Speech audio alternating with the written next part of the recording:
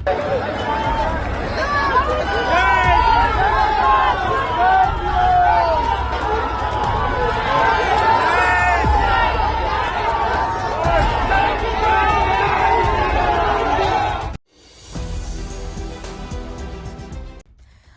में भगवा झंडा, मुंह में जय श्री राम।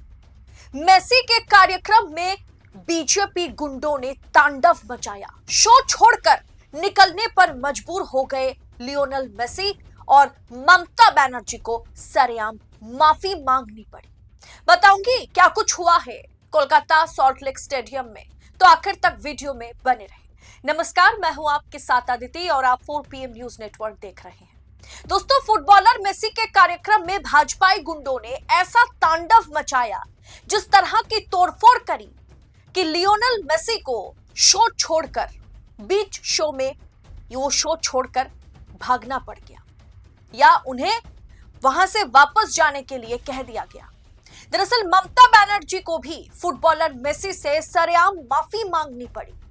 दोस्तों, बंगाल में मेसी का कार्यक्रम मिस हो गया, लेकिन इस वीडियो में आपको दिखाऊंगी कि इस सब कुछ का जिम्मेदार, जैसे ममता बनर्जी को माना जा रहा है, सब कुछ के जिम्मेदार सरकार नहीं है। सामने चुनाव को देखते हुए भाजपा ममता बनर्जी पर, भाजपा आईटी सेल ममता बनर्जी पर ठिकरा फोड़ना, उनकी सरकार के कंधों पर सारी जिम्मेदारी डालने की पूरी कोशिश में पूरी की पूरी आईटी सेल लग गई है। जबकि इस कार्यक्रम में भगवा झंडा, मुंह में जय श्री राम कहते हुए पूरे स्टेडियम में जिन्होंने तोड़फोड़ किया है, उसके बाद मेसी को शो छोड़कर निकल जाना पड़ा। सब कुछ तफसील से आपको समझाऊंगी, तो आखिर तक वीडियो में बने रहे। तो हुआ क्या, अर्जेंटीना के दिग्गज फुटबॉलर लियोनेल मेसी शनिवार को, यानी आज के दिन रात 2:30 बजे 14 साल बाद पहली बार भारत में आए। 14 साल के बाद वो आज भारत में आए और करीब 2:30 बजे कोलकाता एयरपोर्ट पर वो पहुंचे। उनके साथ 2 और फुटबॉलर थे। तीनों फुटबॉलर रात करीब 2:30 बजे कोलकाता एयरपोर्ट पर पहुंचते हैं। वहां भी लियोनेल मेसी को देखने के लिए जो भीड़ उमड़ी थी, वो मतलब उसकी जितनी तारीफ की जाए, या कोलकाता के रहने वाले बंगाल के लोग इतना ज्यादा फुटबॉल प्रेमी है, वो उसमें झलक मतलब एक तरीके से दिखाई दे रहा था। अब इसके बाद सुबह 11 बजे मेसी ने अपने 70 फीट ऊंचे स्टैचू का वर्चुअल उद्घाटन किया, जिसमें बॉलीवुड एक्टर शाहरुख खान भी मौजूद थे, उनके बेटे भी आए हुए थे।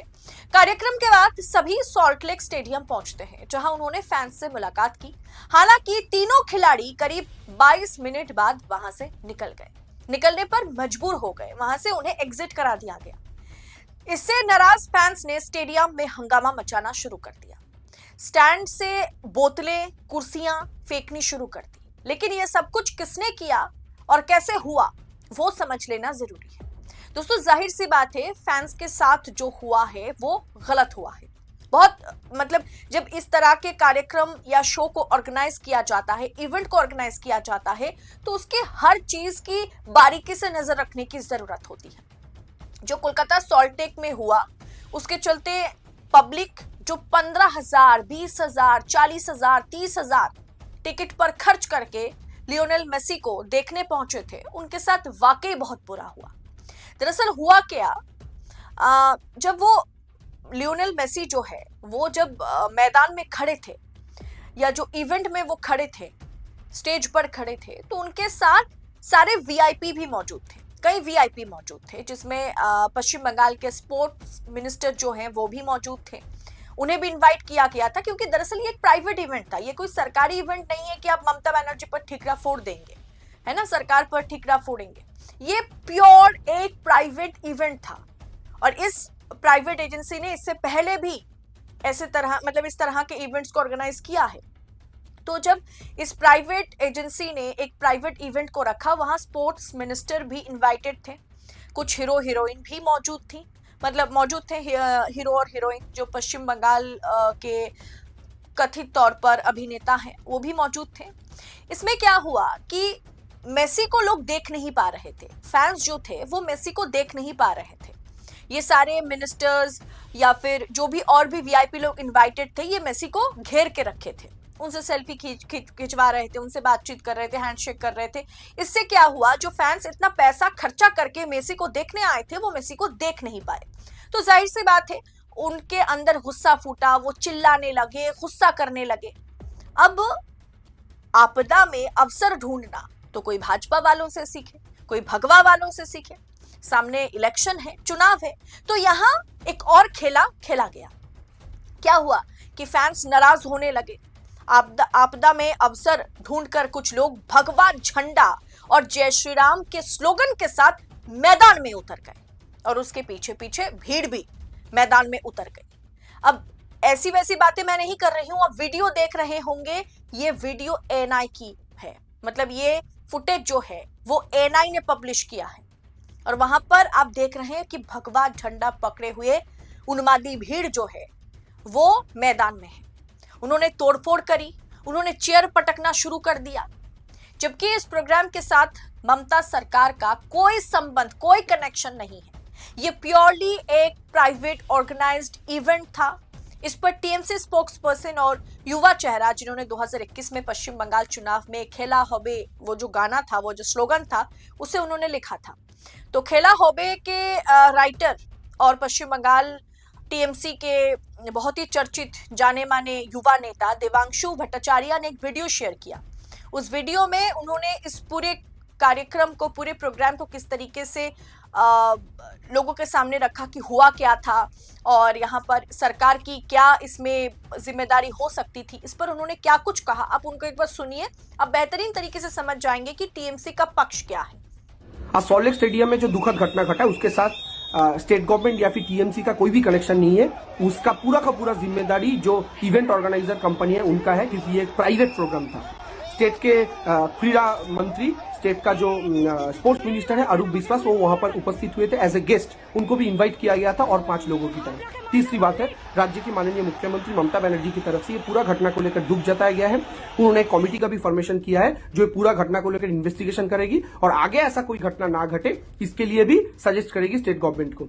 चौथा जो बात है, यहाँ ये एक फीफा की तरफ से अप्रूव्ड एक स्टेडियम है। यहाँ पर इसके पहले भी बहुत सारा प्रोग्राम हो चुका है, कभी ऐसा कोई घटना नहीं घटा। आप सब लोगों को याद होगा 2012 में या फिर 2014 में जब कोलकाता नाइट राइडर आईपीएल का ट्रॉफी जीता था, तब भी बहुत बड़ा प्रोग्राम ऑर्गेनाइज किया गया था। शाहरुख खान से लेकर जूही चावला से लेकर बहुत बड़ा बड़ा क्रिकेट सेलिब्रिटीज भी उपस्थित थे।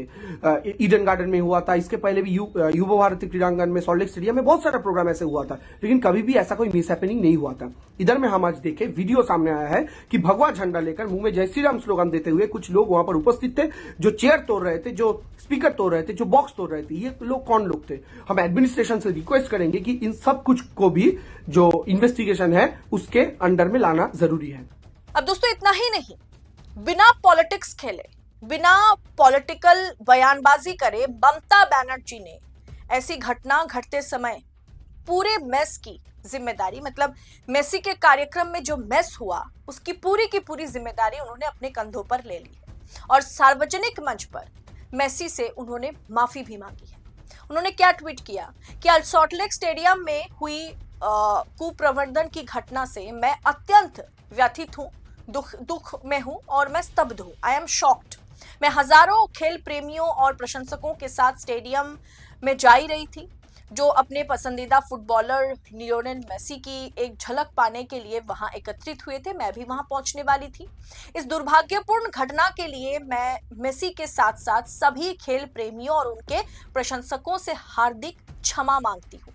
ममता बनर्जी ने एपोलॉजी का एक तरीके से उन्होंने कहा है कि I am very much shocked. मैं सबसे माफी मांगती हूँ, मेसी से भी मांगती हूँ और जितने भी खेल प्रेमी हैं, मेसी के फैंस हैं, उनसे भी माफी मांगती हूँ।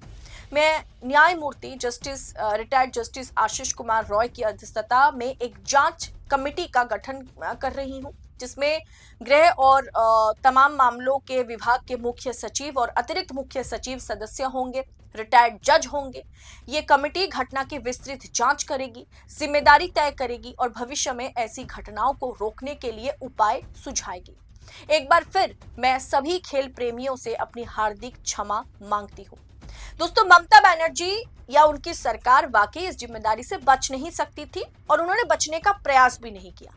सरकार को बंदोबस्त पर, मतलब सरकार अगर इस तरह की घटना हुई है, इस तरह का मिसअप हुआ है, तो सरकार की जिम्मेदारी बनती है, सरकार से सवाल पूछा जाएगा, भले ही ये एक प्राइवेट इवेंट था। क्योंकि इतने बड़े हस्ती जब भारत में आते हैं, जब किसी शहर में जाते हैं, तो सरकार को भी सचेत रहना होता है। लेकिन ममता बनर्जी जिम्मेदारी लेने से पीछे नहीं हटी। तुरंत बिना कीचड़ उछाले किसने क्या किया, क्यों किया, कौन था, कौन नहीं था, ये सब बिना इस पर बात करे उन्होंने एक लंबा सा पोस्ट लिखा और बकायदा उन्होंने सबसे माफी मांगी। ये हिम्मत सब में नहीं होती जो ममता बनर्जी में है।